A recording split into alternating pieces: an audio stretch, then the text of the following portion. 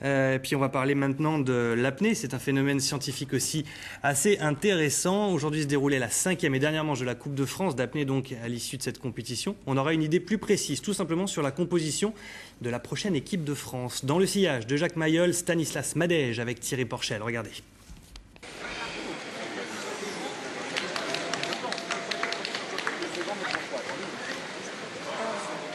Atteindre le relâchement absolu, emplir ses poumons d'un maximum d'air, puis dépenser le moins d'oxygène possible. C'est le but de la première épreuve d'apnée. Le Coliseum accueille la finale de la Coupe de France, dernière épreuve de l'année. Cette manifestation est sélective pour le groupe France, qui permettra de sélectionner l'équipe de France qui sera constituée de 3 hommes et 3 femmes. Donc ensuite, représenter les couleurs nationales au championnat d'Europe et au championnat du monde de la Confédération mondiale des activités subaquatiques. 70 concurrents, le meilleur niveau national, passent ensuite dans le grand bain. Ce sont les épreuves dynamiques, ici, avec Palme. Le résultat dépend avant tout de la préparation mentale. L'Amiénois Christophe Lauger a une technique très personnelle.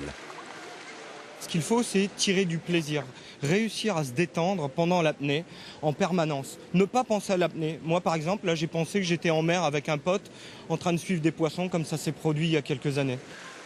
Des heures d'entraînement pour parvenir à nager plus de 100 mètres sans respirer ou rester près de 7 minutes sous l'eau, immobile.